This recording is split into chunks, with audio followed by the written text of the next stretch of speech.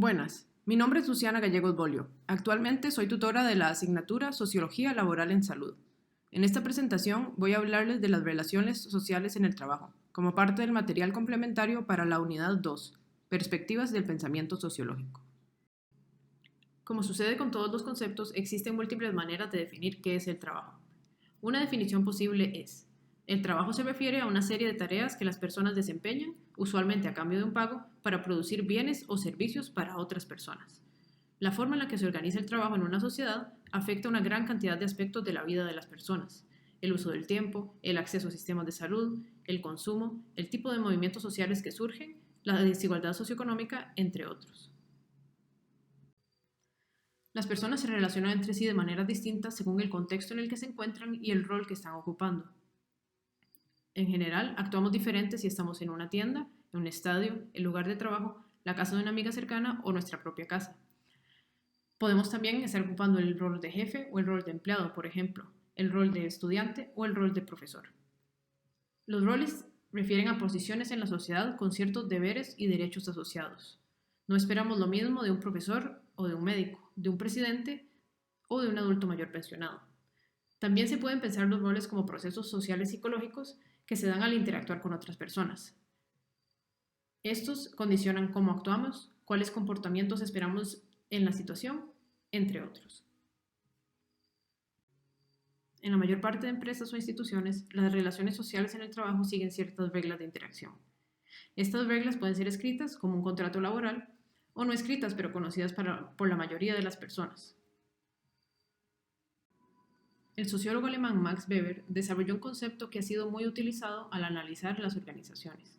Este concepto es la burocracia. La burocracia está asociada con rasgos como las reglas escritas, los roles, las funciones, las jerarquías, el poder, la autoridad y los credenciales, entre otros. A continuación, veremos algunas de las características de la burocracia con más detenimiento. Para comenzar, podemos decir que las burocracias se definen por reglas escritas. También que cada persona que compone una organización burocrática tiene asignada una serie de responsabilidades que debe cumplir dentro de límites definidos. Para comprender estas características de una forma más cercana, veamos dos ejemplos de documentos elaborados por una institución central para el sistema de salud del país, la Caja Costarricense del Seguro Social.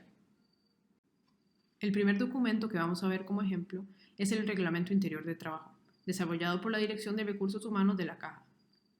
En este documento de acceso público hay aproximadamente 90 artículos. En el artículo 53 se habla de las prohibiciones a los trabajadores. En el punto B de ese artículo se indica que durante las horas de trabajo está prohibido dar bromas pesadas, entretenerse en juegos de manos, hacer tertulias o dedicarse a asuntos ajenos a las funciones que se les han encomendado.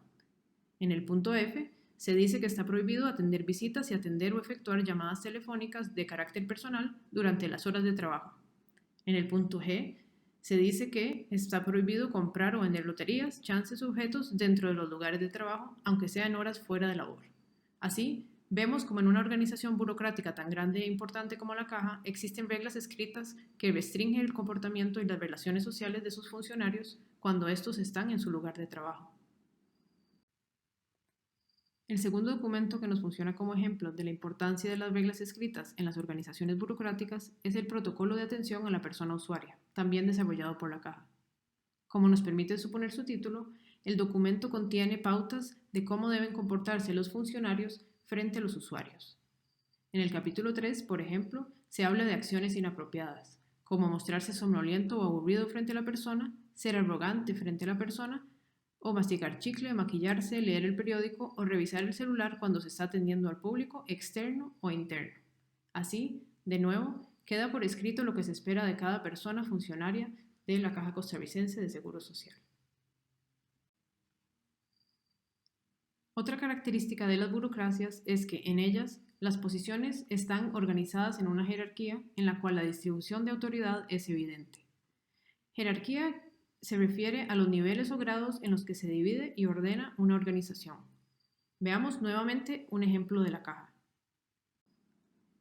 En esta diapositiva podemos visualizar, si bien de manera muy abstracta, lo compleja que es una institución como la Caja, compuesta por una inmensa cantidad de partes y funcionarios que ocupan rangos y desempeñan funciones particulares.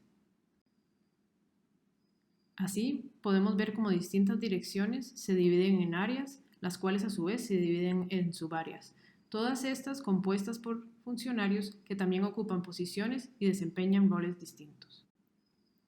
Como ya se había mencionado, una de las características de las burocracias es que en ellas las posiciones están organizadas en una jerarquía en la cual la distribución de autoridad es evidente.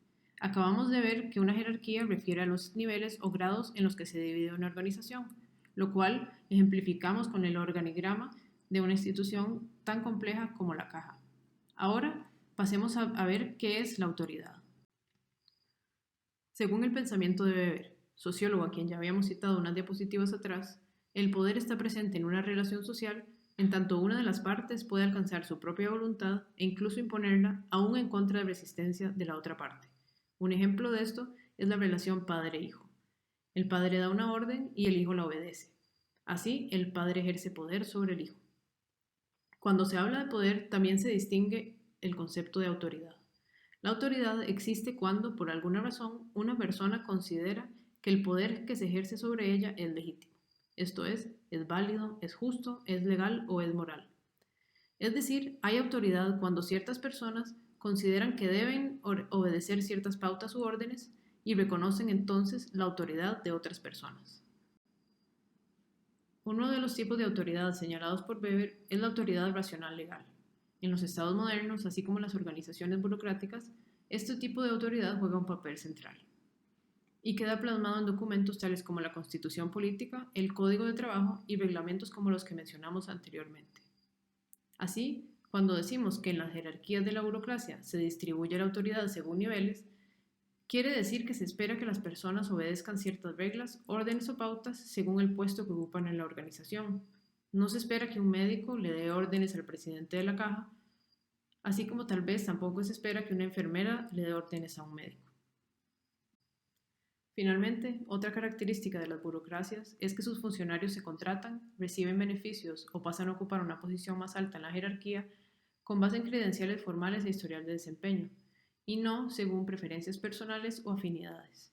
Es decir, que si hay una vacante libre, se espera que la persona que la ocupe sea quien cumple de la mejor forma los requisitos y no el amigo de alguien a cargo del proceso de contratación. Credencial quiere decir un documento que evidencia que una persona posee cierta habilidad, experiencia o característica que se considera valiosa para ocupar un puesto o desempeñar una actividad.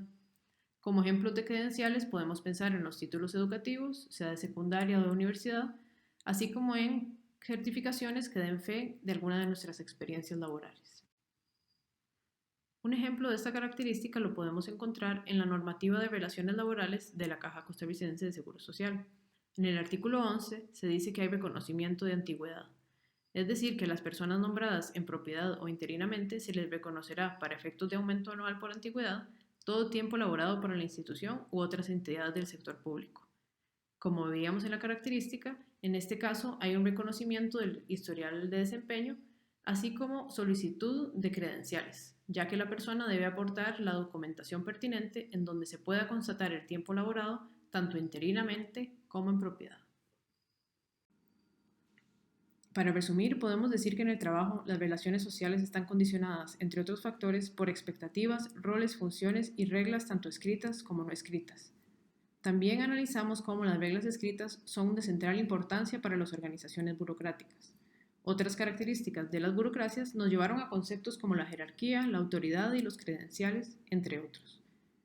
Con ejemplos de textos oficiales como reglamentos, protocolos o normativas, pudimos examinar cómo, en una organización burocrática tan compleja como la Caja Costarricense de Seguro Social, las relaciones sociales en el trabajo están condicionadas. Se esperan ciertos comportamientos de sus funcionarios y ciertas formas de relacionarse con compañeros de trabajo, tomando en cuenta su rango social, así como ciertas formas de relacionarse con usuarios. Este entonces fue un vistazo a las relaciones sociales en el trabajo como parte de la unidad 2 del curso Sociología Laboral en Salud. Para más información sobre los conceptos e ideas mencionados en este material complementario, recuerden leer el capítulo 2 de la unidad didáctica.